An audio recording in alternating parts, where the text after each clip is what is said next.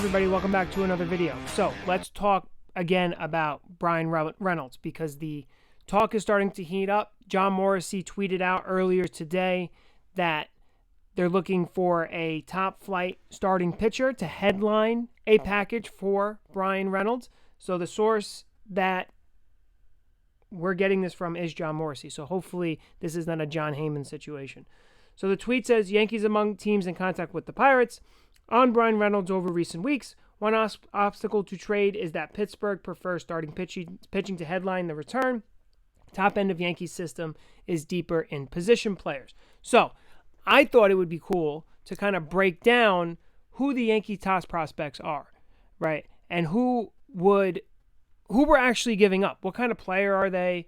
What position they play? When's their ETA, right? So we kind of have a feel instead of saying, oh, throw this guy in there, throw that guy in there, right? It's not about that. You know, you also have to think about your future as well. You don't want to mortgage your future for a year or two, right? You want to have that sustained success throughout and win championships at the same time. So I actually have the top 30 according to MLB.com for the Yankees here. Now, we're not going to go over to all top 30 of them, but just kind of looking through this here, obviously we don't want to start at the top because that's boring. Obviously, Volpe's at the top. But if you kind of look through the Yankee top 30, there's a handful of pitchers here. The best one, the highest one being Will Warren, and Clayton Beeter behind him with Heel rounding out the top three for pitching prospects. So Warren comes in at 8. Okay, Beeter comes in at 9. Heel comes in at 10. Now, after that, from 11 to 30, there is a good amount of pitching prospects here. You have Brandon Beck at 21. You have Shane Herman at 23. Davey Garcia's all the way down at 24. Hopefully he can correct that. But you kind of have an idea here of where the Yankees are actually sitting when they're sitting down or making a phone call to the Pirates for Bryan Reynolds. So the top 7 prospects in the Yankee system are position players. You have Volpe, Dominguez, Peraza, Austin Wells, Everson Pereira, Troy Sweeney, and Spencer Jones. Now, Spencer Jones is like Aaron Judge light, right, when they drafted him. So the tweet isn't clear if they're looking for established starting pitching or if they're looking for prospects. Now, who can you trade that's established already that has some value that's on the Yankees opening day roster, let's say? So because of his number change today with Rodon, that name has been Herman. Now, does Herman move the needle? I don't know. Clark Schmidt. Does Clark Schmidt move the needle? I don't know. The Yankees aren't going to trade Michael King, but he can also be a starter. But he's off the table. I don't see them trading King. I'm just thinking of pitchers that are up with the Yankees right now that could potentially be starters. King is too much of a valuable piece in that bullpen to move him on for Bryan Reynolds. You don't want to weaken another piece of your team to strengthen another part. Doesn't make any sense. So when you kind of look through the prospect list, like I said, the pitching piece of it is thin. And the Yankees traded a ton of pitching in the past deadline. A ton of pitching. Look who went over to the A's. J.P. Sears was the headline of that deal. The Yankees did get Beeter in a deal for Joey Gallo. The Yankees sent pitching to Kansas City for Benintendi. So they kind of traded a lot of their pitching already. And this is why it puts them in a spot where they're at a loss here. Now, obviously, if you go through this here, Heel's hurt. So you're not going to, you can't trade Heel. In 2021, he had a little over a 3 ERA in 6 games. He threw about 30 innings, went 1-1. Kid can pitch, but he's hurt. Does that move the needle? Clayton Beeter, 2021, in the minors, he went 0-6. In 2022, he went 0-3. In his career, he's 0-9 with a 4.1 over at about 129 innings pitched. So does he move the needle? Now, these numbers don't say that, but if you kind of look deeper into it, outside of the wins, losses, and ERA here, batting average against is a little over 200, so he doesn't produce a lot of contact. His whip is a little over 1. Not terrible. So does he really move the needle as well? Beater is one of our top prospects. It's also because our pitching prospects are extremely weak. Now you can move on to someone like Will Warren here. He went 9-9 with a 3.9 ERA in 26 games started through 130 innings, and hitters hit 246 against him. Good strikeout to walk ratio. Struck out 125 guys, only walked 42. Gave up 10 home runs, kept the ball in the park. Now, just based on the raw numbers, I think Will Warren would be one of those pitchers that the Yankees could possibly move. Now, let's get to the guys everybody knows, right? Spencer Jones, Trey Sweeney, Everson Pariah, Austin Wells, Oswaldo Peraza, right? Of course, Jason Dominguez and Anthony Volpe. So I really think you can cross Volpe off the list. I really think you can. There's no way they're trading him. Dominguez, everybody's throwing Dominguez in there as a way to entice Pittsburgh. I really don't think you need to do that. I really don't feel comfortable trading your second best prospect for Bryan Reynolds. Now, if you can get away with maybe an Oswaldo Peraza and Everson and the Everson Pariah kid with Will Warren, maybe that's a starting point, and you get to keep Dominguez and Volpe. The ETA of these guys are mixed, obviously. Dominguez is estimated to get up to the majors in 2024. So he's about a year away. Dominguez, I already talked about because I'm trying to read off the paper and look at you at the same time. Volpe is next year. Peraza is already up. Austin Wells is next year. Pariah is next year. Trey Sweeney's 2024. Spencer Jones is 2025. So you have Will Warren is 24, so he's a year away, and Beater maybe will help this year. So you kind of have some names here that they're almost ready to make their impact on major league rosters. Now, the question is how much will it take for Pittsburgh to trade him over to the Yankees? Like I said, you don't want to go too deep. Like I said in a video before, you don't want to trade 6 guys for one guy. You got to get something else in return other than him. And who does Pittsburgh have that entices you other than Reynolds? It's an uncomfortable scenario because this Yankee fans want it, their hearts are set on it, and that's what we're going to get. That's what we want, right? They want Bryan Reynolds. Yankee Twitter, I want Bryan Reynolds as my left fielder. I will trade my smallest child for Bryan Reynolds, right? Is he worth 3 or 4 of your top prospects and then maybe another guy or 2 off your major league roster? That's a huge haul for one guy. Now, will I be upset if they trade for Bryan Reynolds? No, he makes the team better. But would I be upset based on the package they give Pittsburgh? Of course. One thing, if you keep following me through this journey with this channel, is I'm not trying to be different because everybody else wants Bryan Reynolds. This is how I truly feel about it. It's a lot. If you're telling me, listen, you have to give up Jason Dominguez, Peraza, and Warren, and Beater, and another player, and you're getting Juan Soto, or Mike Trout, or Shohei Ohtani, I would trade 8 guys for those guys. But Bryan Reynolds is not in that echelon of superstar that you need to have that type of conversation. He's a good ball player. I wish he hit for average a little bit more, a guy who puts the ball in play a little bit more at a higher rate. But is he worth all those prospects? Right? Like I said, Yankee fans have their heart set. He's coming. The Yankees, they'll trade whoever they need, maybe outside of Volpe, to get him here. And Dominguez is drawing comparisons to Trout.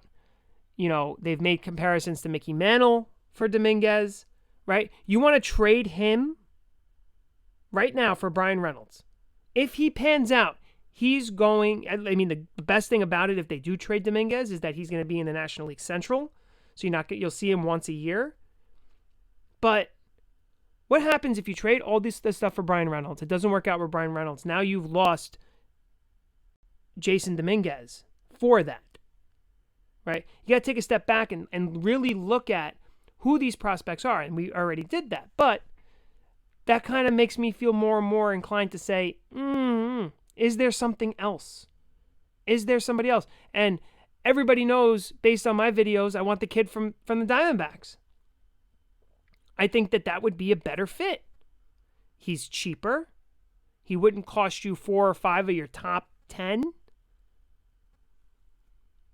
And nobody's talking about McCarthy. Everybody's talking about the other kid out of this Diamondback system. I can't think of his name right now, but it stinks that the outfield market right now is so tight and there's really nothing there. Like, there's nothing there. But going through these prospects with you and looking at their numbers and looking at stuff like that, if you were to make a package, I think you center it around Will Warren. Start with Will Warren. You can't. I don't think the Yankees would trade Warren and Beater. I don't know if they can, if they would be comfortable with that. But another outfield prospect needs to go the other way, and I don't want it to be Dominguez. I really don't. I don't. It's not. I don't think. I think even though the trade value website has Reynolds listed at a 60 and only Dominguez listed at a 29. Listen, he's the value on that website. Go to that website and play around with it. It's trade@baseballanalyzer.com, I think. Go play around with those trades. And Dominguez, who hasn't stepped on a major league field yet, hasn't even played AAA baseball yet, is already listed at half of Reynolds' value. That should tell you something. That this kid, again, like I said, Volpe's going to be a problem. Dominguez is going to be a problem. A switch-hitting outfielder that's a 5-tool ball player. You want to give that up for Bryan Reynolds. That's who you're giving up. And then you're giving up another top prospect and another top prospect. Like I said, I'm not sitting here saying, there's a stain for Bryan Reynolds on my part. I'm just looking at the cost. He's too expensive. Way too expensive. You can't justify trading all those players and all those pieces, your future. Your future. You want to go back to the 1990 Yankees and the 1991 Yankees? A lot of fans don't remember how hard those teams were to watch. They were terrible. Go look up the standings. See where they finished. You want that after you mortgage your future for one guy?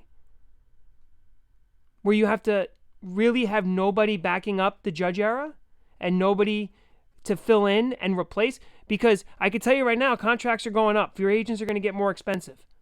So you need more homegrown talent to cement your needs. But people don't think that far down the road. It's like, we'll worry about it when we get there. But, and the Yankees aren't really known to draft well. Because they're so competitive, they don't have those high draft picks.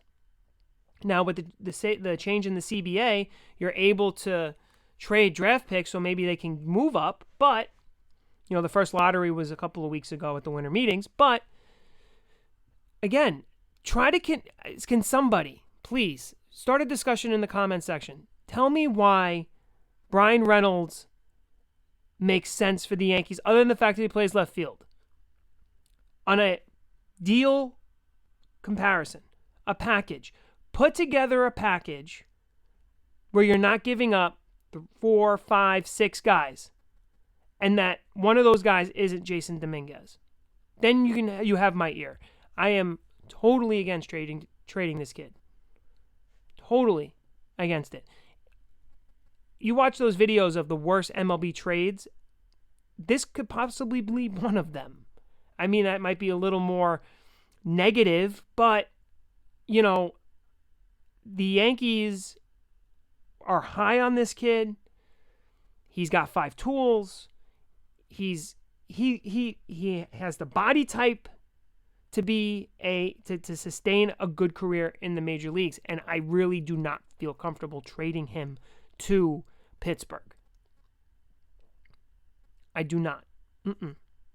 Yes, Bryan Reynolds is a good ball player. He would help. He would make the Yankees a better ball team, or a better ball club, or however you want to slice it. He's too expensive. Way too expensive. I actually would prefer them just sign Profar and piece it together with Cabrera and with Hicks and Profar rather than trading all these guys for Bryan Reynolds. I mean, am I the one that's crazy? Am I not seeing something here? Help me out. Make me see something that I'm not seeing, because it's insane. Okay, like I can't get on board with it right now. And as the day passes on, and now that we find out they want pitching prospects rather than a position player, that doesn't help the Yankees. So, again, it's just the reality of the situation, But being part of this fan base for my entire life and seeing how we respond to things, it's insane to think that, we have a guy, there's a guy, it's Sonny Gray. Remember? Oh, we got to get Sonny Gray. We got to get Sonny Gray. We got to get Sonny Gray. We get Sonny Gray. Oh, frig, he sucks. Get rid of him. Oh, we got Joey Gallo. Get rid of him. Every time the Yankee fan base asks for a player, the Yankees get that player. Right? And a lot of times it's, I can't wait for this guy to get out of town. There are people that stick in trades. Look at Rizzo. Rizzo sticks. That's fine. But in the past year, everybody can't wait to send out Donaldson to pasture, IKF to pasture, Joey Gallo to pasture. Right? Sonny Gray was sent to pasture. So Montas already sent to pasture. Again, I think Montas is going to be a great back of the rotation pitcher for the Yankees. He was hurt last year. I believe that. Again, as a pitcher myself, when your shoulder's not right, you can't execute, especially when you're trying to throw a splitter. It doesn't work.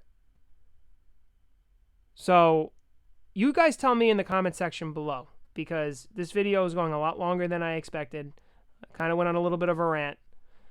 I'm trying my best to cut these videos down. I see the statistics that, the videos are too long. I understand that. But it's just so passionate conversations that I'm having with you guys, even though you're just listening and don't have a chance to kind of discuss, you kind of lose track of how long your videos go. And I don't feel like we're re-recording because they're long. You can skip through it if you want. But it's this Bryan Reynolds thing. The more I talk about it and the more I dive into everything, it's too expensive. It really is. Way too expensive for me. But that's all I got today. 2 uploads today. Kind of going somewhere in the world. And subscribe to the channel. Go check out the video on the Rodon press conference that I released about an hour ago. And I'll catch you guys tomorrow on the next video. Have a nice night.